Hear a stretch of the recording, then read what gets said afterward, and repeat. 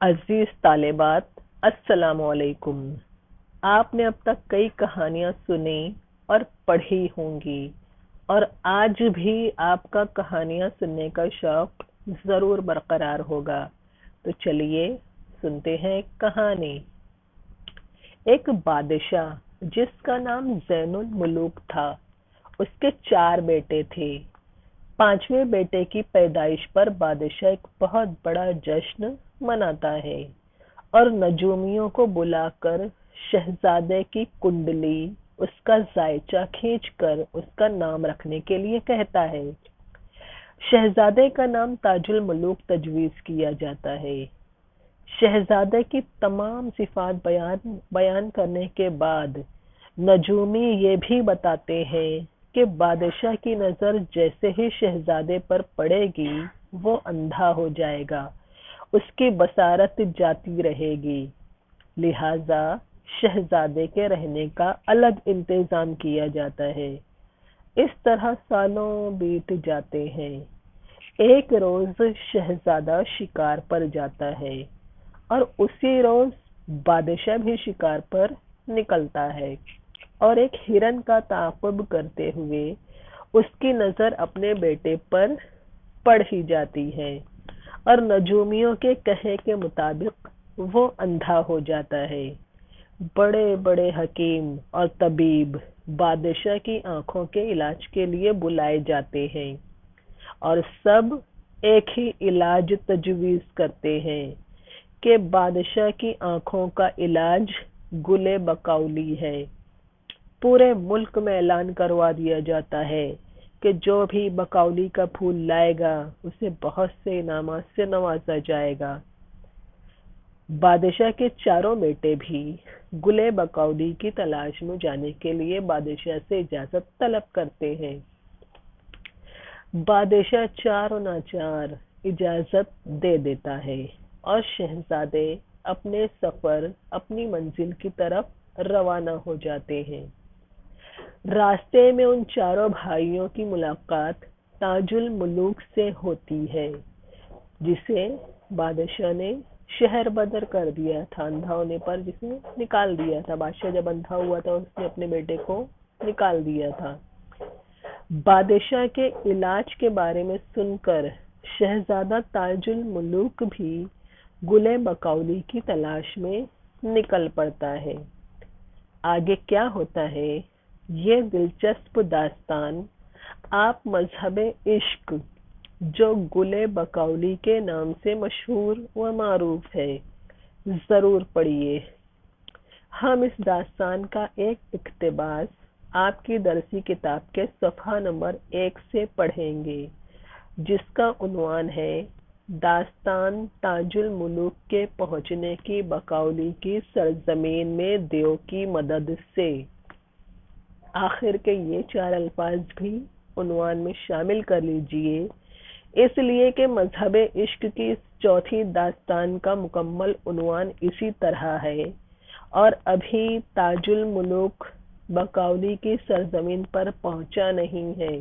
اس کی ملاقات اس سے پہلے ایک دیو سے ہوتی ہے، اور یہی قصہ درسی کتاب میں دیا گیا ہے کہ شہزادے کی کس طرح دیو سے ملاقات ہوئی، دیو کو اس نے اپنا معاون اور مددگار کیسے بنا لیا۔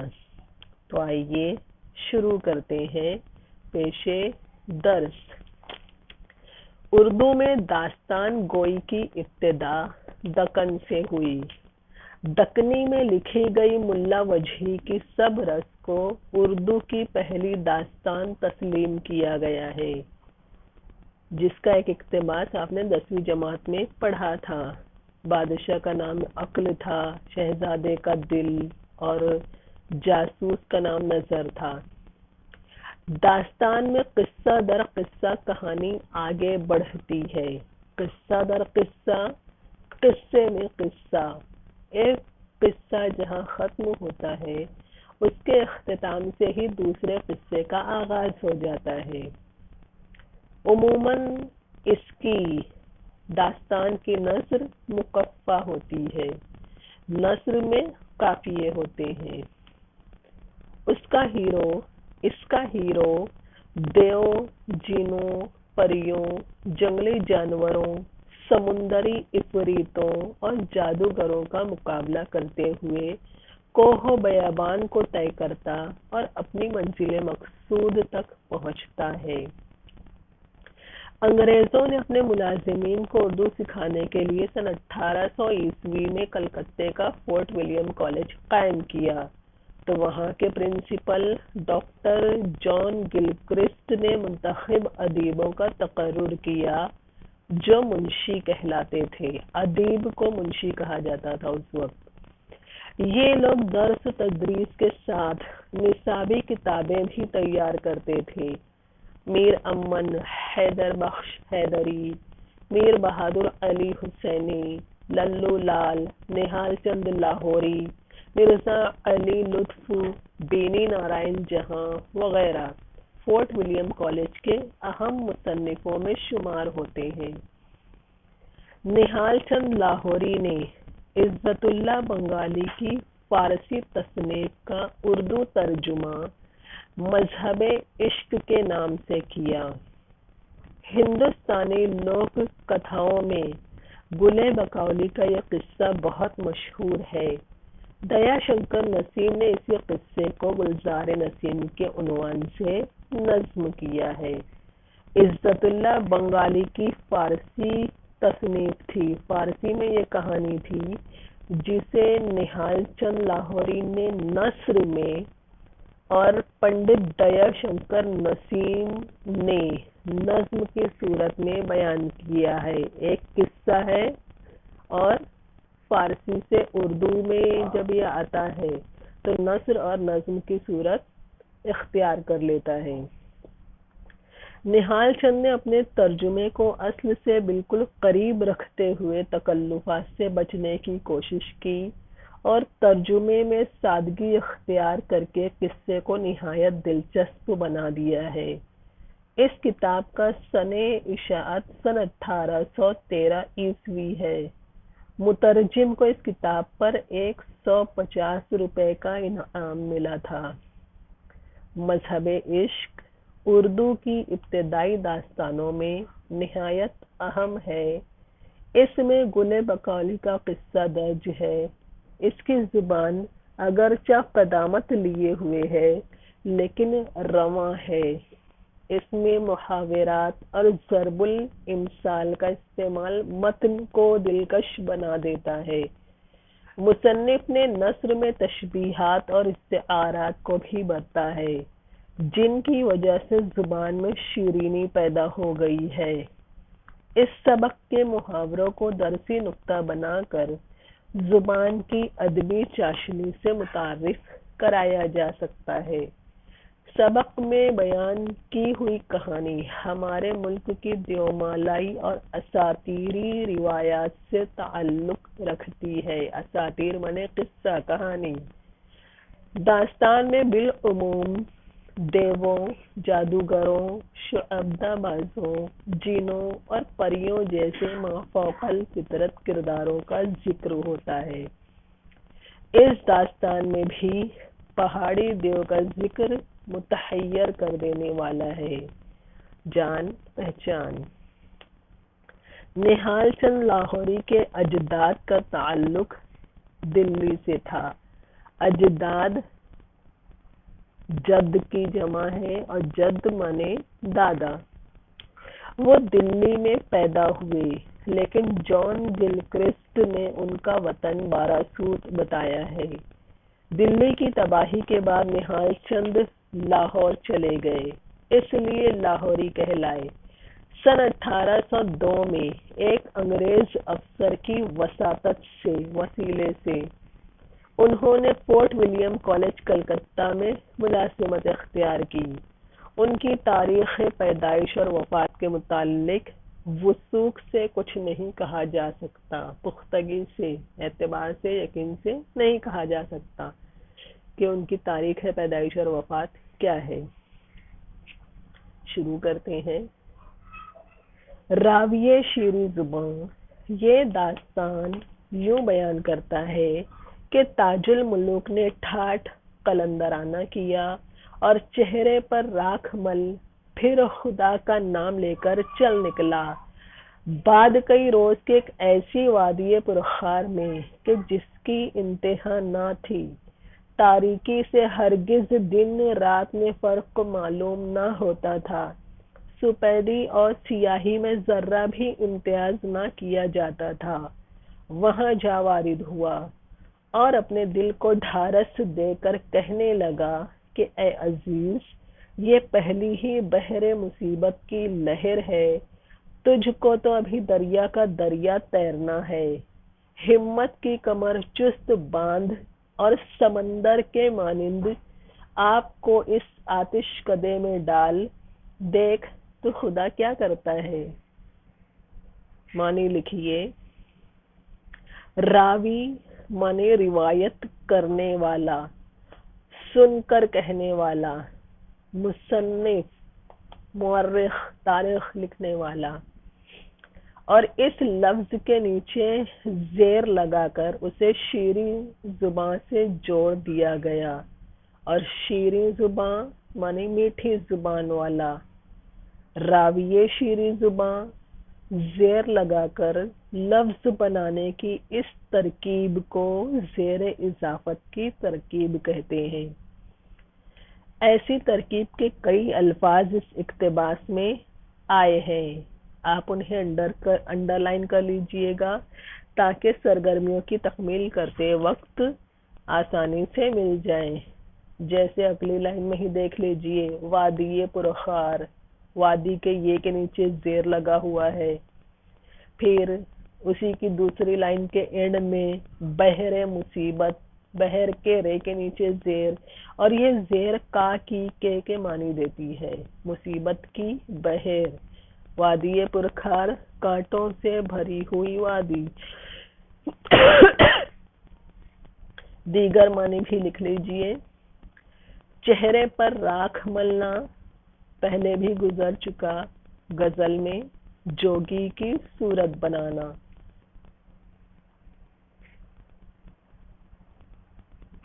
پرخار کانٹوں سے بھرا ہوا، انتہا نہ ہونا یعنی حد نہ ہونا، بے حد، ہوتا تھا اور جاتا تھا، قافیہ آ گئے نثر میں، ڈھارس دینا یعنی دلاسا دینا،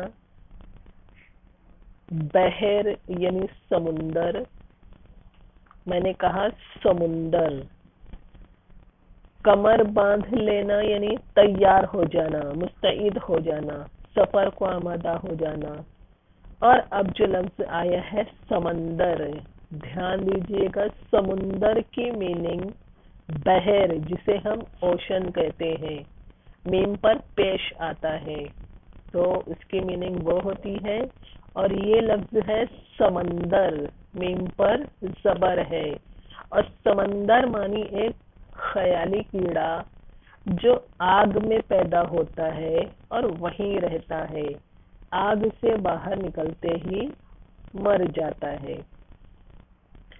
آتش یا آتش کدے، کدا مطلب جگہ، وہ عمارت جہاں آگ کی پوجا ہوتی ہے، آتش یعنی آگ۔ سمجھ لیتے ہیں، راویے شیریں زبان یعنی میٹھی زبان والے، میٹھے انداز والے قصہ گونے۔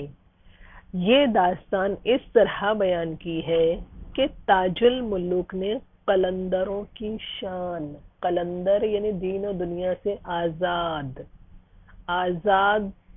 آزادانہ شان کے ساتھ اپنے چہرے پر راکھ مل کر، جوگیوں کا روپ اختیار کر کے اللہ کا نام لے کر چل پڑا۔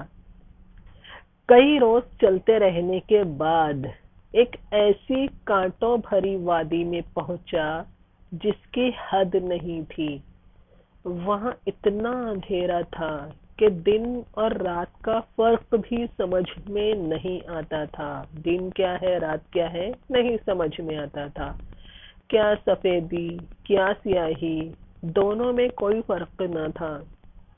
جب وہ اس ہولناک اندھیری وادی میں پہنچا تو خود کو دلاسا اور تسلی دیتے ہوئے کہنے لگا، یعنی تاج الملوک خود ہی مخاطب بھی ہے اور خود ہی مخاطب بھی ہے، خود ہی بول رہا ہے، خود ہی سن رہا ہے۔ وہ خود کو ہی کہتا ہے کہ اے عزیز، یہ وادی کو یہاں پر بحر مصیبت کی لہر کہا ہے، مصیبت کے سمندر کی ایک لہر کہا ہے اس کانٹوں بھری وادی کو۔ یعنی نثر میں استعارہ جبکہ صنعت کا استعمال تشبیہ استعارہ غزلوں میں اکثر و نظموں میں کیا جاتا ہے، لیکن اس داستان میں صنعتوں کا استعمال کیا گیا ہے۔ تو وہ خود کو ہی کہتا ہے کہ یہ تو مصیبت کے سمندر کی ایک لہر ہے، ایسے تو نہ جانے کتنے مصیبت کے دریا آئیں گے، یعنی اس سے بڑی بڑی مصیبتیں آئیں گی جسے تجھے تیرنا ہے، پار کرنا ہے، ان مصیبتوں کا سامنا کرنا ہے۔ اس لیے ہمت رکھ، اور جس طرح سمندر مانی ہم جان چکے، تو اس آگ کے کیڑے کی طرح اپنے آپ کو آتش کدے میں ڈال دے، خود کو جلنے کے لیے چھوڑ دے، پھر دیکھ اللہ تعالی کیا کرتا ہے۔ آتش کدہ بھی یہاں پر مصیبتوں کے استعارے کے طور پر یا اس وادی کے استعارے کے طور پر لیا گیا ہے۔ یہ سوچ کر آخرش اس صحرا میں چل نکلا۔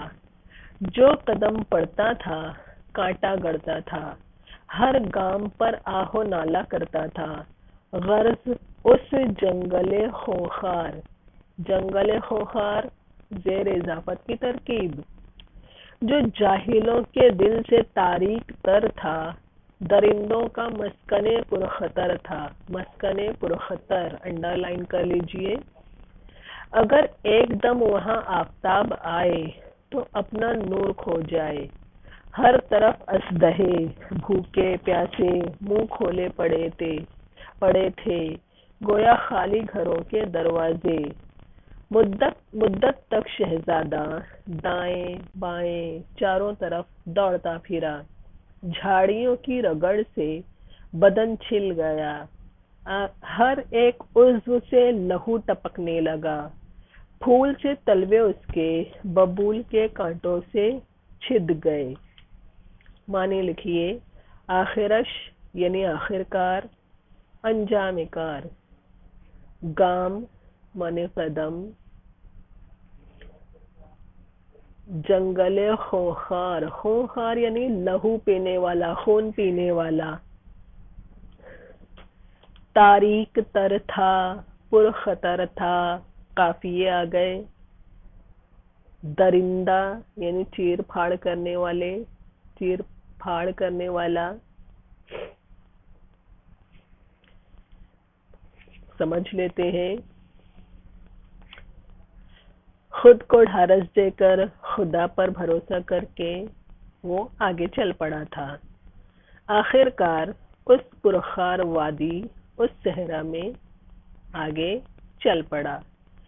جس جگہ بھی اس کے قدم پڑتے کانٹے گڑتے جاتے تھے۔ وہ کانٹوں کی تکلیف سے، کانٹوں کی چبھنے کی تکلیف سے ہر قدم پر آہوزاری کرتا آگے بڑھتا رہا۔ غرض وہ اس خونخوار جنگل میں جو جاہلوں کے دل سے بھی زیادہ تاریک تھا۔ غور کیجئے کہ جنگل کی تاریکی کو، صحرا کی تاریکی کو جاہل کے دل سے مثال دی، گویا جس دل میں علم کی روشنی نہ ہو وہ انتہائی تاریک اور سیاہ ہوتا ہے۔ تو یہ جنگل اس سے بھی زیادہ اندھیرا اور سیاہ تھا، اس تاریک دل سے بھی زیادہ کالا تھا، جو مختلف قسم کے درندوں کا پرخطر، پر مانے بھرا ہوا، سابقے کے طور پر استعمال ہوتا ہے۔ اس سے پہلے بھی ایک لفظ آیا تھا پرخار، یعنی کانٹوں سے بھرا ہوا، پرخطر مانے خطروں سے بھرا ہوا۔ تو یہ درندوں کا پرخطر مسکن تھا، درندوں کے رہنے کا ٹھکانہ تھا۔ مختلف قسم کے چیر پھاڑ کرنے والے جانور بھرے ہوئے تھے اس جنگل میں۔ اندھیرا اتنا کہ اگر سورج بھی وہاں آئے تو اس کی روشنی بھی کھو جائے، نور گم ہو جائے، یعنی اتنا اندھیرا تھا کہ سورج کی روشنی بھی اس اندھیرے کو دور نہیں کر سکتی تھی۔ ہر طرف بڑے بڑے اژدہے جو بھوکے پیاسے تھے اس طرح منہ کھولے پڑے تھے جیسے خالی گھروں کے دروازے ہوتے ہیں۔ خالی پیٹ اژدہوں اور ان کے کھلے ہوئے منہ کو خالی گھروں کے دروازے سے تشبیہ دی۔ کئی دنوں تک شہزادہ اس جنگل میں بھٹکتا پھرا۔ پرخار جھاڑیوں میں مسلسل بھٹکتے رہنے کی وجہ سے اس کا جسم لہو لہان ہو چکا تھا۔ پھول جیسے تلوے، اب پیروں کے تلوے کو پھول سے تشبیہ دی تو اس کے نرم ملائم پیر ببول کے کانٹوں سے چھد کر کھردرے ہو چکے تھے۔ آگے بڑھتے ہیں۔ شہزادے نے ایسی مصیبت اور محنت اٹھا کر بارے اس جنگل کو طے کیا اور لاکھوں سجدے شکر الہی کے بجا لا کر آگے بڑھا۔ سامنے سے ایک دیو پہاڑ سا بیٹھا نظر آیا۔ وہ سمجھا یہ پہاڑ ہے۔ جب نزدیک پہنچا دفعتاً اس ظالم نے اپنے قد کو بلند کیا، ہم سرے فلک ہو گیا اور مارے خوشی کے بادل سا گرج کر بولا کہ تصدق ہو جاؤں میں رزاق کے اور قربان ہوں اس خالق کے جس نے ایسا لقمہ لطیف مجھ دیو کثیف کے واسطے گھر بیٹھے بھیجا۔ یہ کہہ کر شہزادے سے مخاطب ہو کر بولا کہ اس ایام جوانی میں کس نے تجھے عروس اجل کا مشتاق کیا اور حلاوت زندگانی کو تجھ پر شاق کیا، جو تو شہر حیات کو چھوڑ کر پائے خواہش سے ویرانہ موت میں آیا۔ معنی بارے یعنی آخر کار، شکر الہی اللہ کا شکر۔ ہم سر فلک، ہم سر یعنی ہم رتبہ، ہم درجہ، ایک درجے کا، ہم پلہ، ہم فلک یعنی آسمان، ہم سر فلک یعنی آسمان کے برابر۔ تصدق ہونا، قربان جانا۔ رزاق رزق دینے والا اللہ تعالیٰ کا نام ہے، صفاتی نام۔ تصدق ہونا یعنی قربان ہونا۔ لقمہ لطیف، لطیف معنی ہلکا، لقمہ یعنی نوالا، ایک ہلکا نوالا۔ دیو کثیف، زیر اضافت کی ترکیب، کثیف یعنی بھاری، بھاری دیو کے لیے ہلکا نوالا۔ ایام جوانی، یوم کی جمع ایام یعنی جوانی کے دن۔ عروس اجل، اجل یعنی موت، عروس دلہن، موت کی دلہن، مراد موت۔ مشتاق کیا، مشتاق معنی شوق ہونا، اور شاق یعنی مشکل۔ مشتاق کیا، شاق کیا قافیے ہیں۔ شہر حیات، حیات کا شہر، استعارہ کیا زندگی کو شہر سے۔ ویرانہ موت، موت کا ویرانہ، یہاں پر بھی استعارہ کیا موت کو۔ سمجھ لیتے ہیں۔ آخر کار شہزادے نے بڑی محنت سے اور مصیبتیں جھیل کر اس جنگل کو پار کر ہی لیا اور اللہ کے شکرانے ادا کیے، آگے بڑھا उसे एक पहाड़ जैसा देव नजर आया। देव के कद व कामत को पहाड़ से तशबीह दी।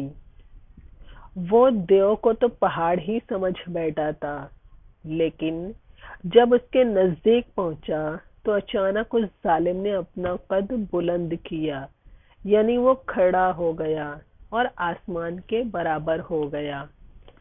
देव ताजुल मुलूक को देख बड़ा खुश हुआ और खुशी से बोल उठा। उसकी जोरदार आवाज को यहाँ बादलों के गरजने से तशबीह दी।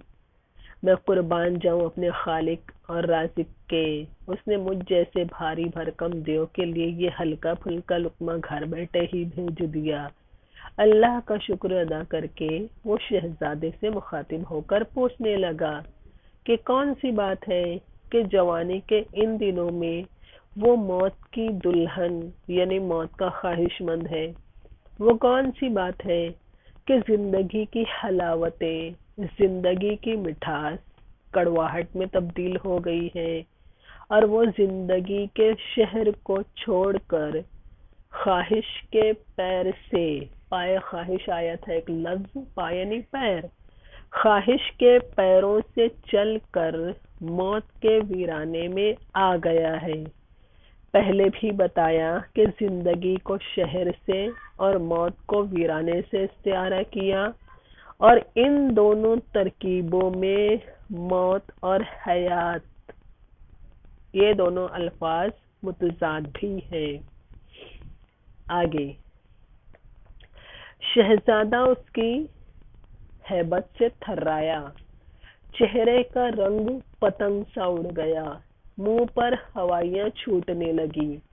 कहा, ऐ देव, तू मेरा हाल क्या पूछता है कि जिंदगी इस दुनियाए फानी की मुझ पर वबाल हुई है। अगर मुझे अपनी जान अजीज होती तो मैं हरगिज आपको मौत के पंजे में ना डालता और तुझसे खूंखार के दाम में गिरफ्तार ना होता। मुझको इस जिंदगी की सऊबत से छुड़ा और बिला तवक्कुफ मेरा काम तमाम कर कि मुझ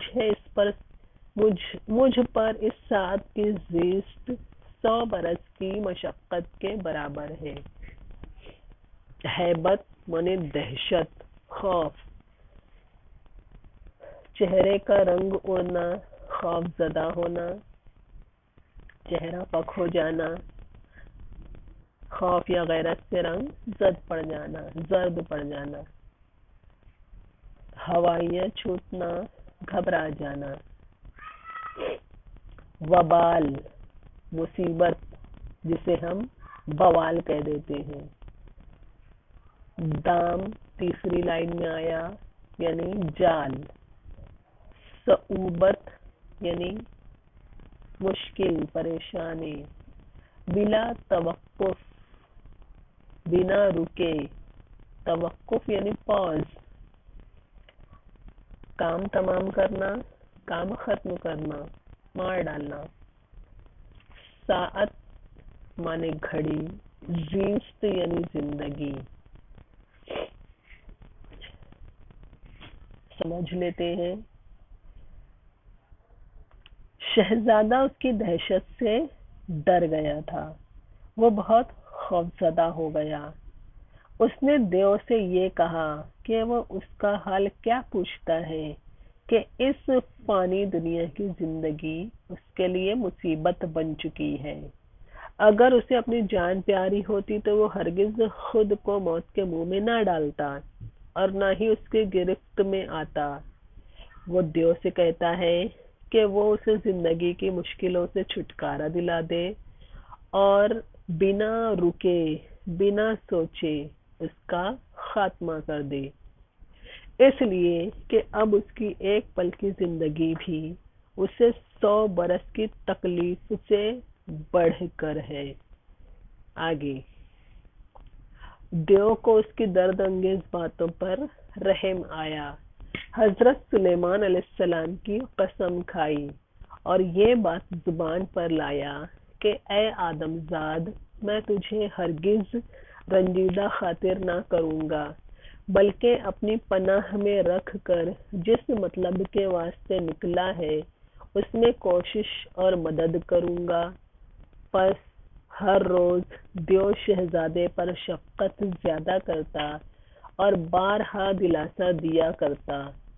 تاج الملوک بھی میٹھی میٹھی باتیں کر کے اس سے شیر و شکر کے مانند مل گیا اور چاپلوسی سے اس کو محبت کے شیشے میں اتارا۔